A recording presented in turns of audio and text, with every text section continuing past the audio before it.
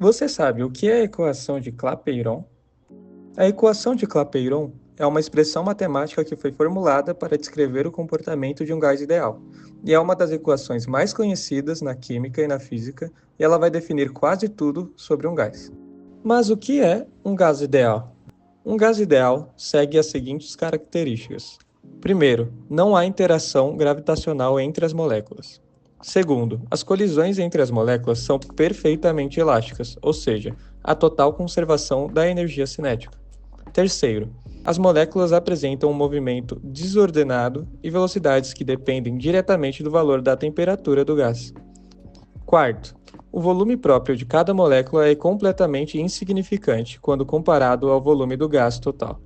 E como Clapeyron chega a essa equação? A equação de Clapeyron pode ser compreendida como uma generalização das leis empíricas dos gases perfeitos de Boyle, Gay-Lussac e Charles. A lei de Boyle determina que a relação entre pressão e o volume de um gás é inversamente proporcional. Quanto maior for a pressão sobre as moléculas, menor será o espaço ocupado por elas. Agora, veja esse exemplo do canal Ciência Todo Dia, em que a temperatura é constante e o volume e a pressão variam. Pronto, agora temos uma quantidade de gás presa em um volume. Comece a apertar o êmbolo para diminuir o volume que o gás tem. Você talvez note que quanto menor o volume restante do gás, mais forte você tem que apertar para continuar comprimindo. Ou seja, o gás está fazendo cada vez mais força contra o êmbolo. Mas a força que ele faz contra essa superfície é consequência da pressão do gás. Ou seja, quanto mais comprimido um gás está, mais alta é a sua pressão. Colocando isso de outra maneira, quanto menor for o volume, maior vai ser a pressão. Já a lei de Gay-Lussac determina que a relação entre o volume e a temperatura de um gás é diretamente proporcional. Quanto maior for a temperatura de um gás, maior será a agitação das moléculas, que tenderão ao afastamento. Agora veja esse outro exemplo em que quando a temperatura varia, o volume também varia. Pode ser feito colocando um gás num recipiente fechado, mas no qual a parte superior é um êmbolo que pode se mover livremente. Com isso feito, variamos a temperatura do gás, aquecendo ou resfriando ele. O que nós notamos é que aquecer ele aumenta o volume e resfriar diminui. A lei de Charles determina que a relação entre a pressão e a temperatura de um gás é diretamente proporcional. Quanto maior for a temperatura de um gás, maior será a agitação molecular. Assim, a incidência de colisões entre as moléculas e as paredes do recipiente aumenta, tornando a pressão do gás maior.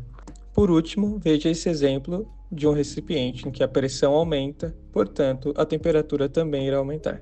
A conclusão dele foi que a pressão aumentava com a temperatura, e de forma linear.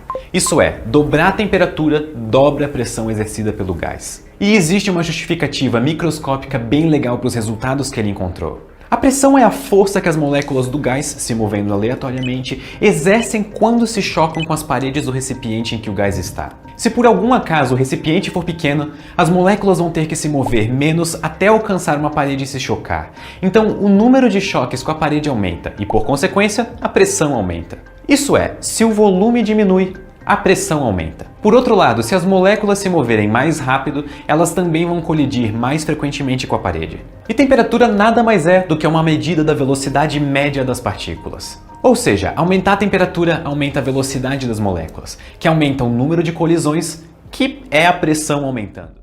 A sacada de Clapeyron é que ele sintetiza as três leis anteriormente apresentadas e determina uma única relação entre as variáveis de estado, sendo pressão vezes volume igual ao número de mols vezes a constante dos gases vezes a temperatura, sendo a pressão do gás medida em atm ou newton por metro quadrado, o volume do gás em litros ou metros cúbicos, n o número de mols, R sendo a constante universal dos gases, que é 0,082 atm litro por mol Kelvin, ou 8,31 joules por mol Kelvin, e a temperatura do gás medida em kelvins.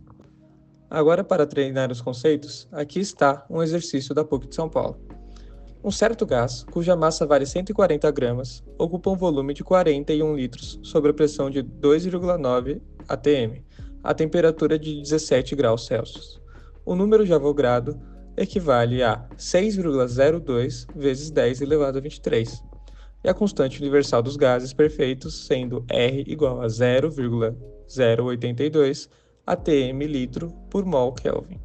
Nessas condições, o número de moléculas continuadas do gás é de aproximadamente. Primeiramente, anotamos as variáveis, sendo a pressão 2,9 atm, o volume em 41 litros, a temperatura 17 graus Celsius e transformando em Kelvin ficamos com 290 Kelvin e a constante dos gases. Após isso, colocamos as variáveis na fórmula PV igual a nRT e obtemos que N equivale a 5 mols.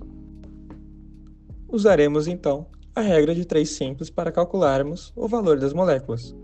1 mol equivale a 6,02 vezes 10 a 23 moléculas. 5 mols seria 5 vezes esse valor. Chegamos então, finalmente, ao valor de x igual a aproximadamente 3 vezes 10 elevado a 24 moléculas. Bem, a aula foi essa. Muito obrigado por assistir até aqui.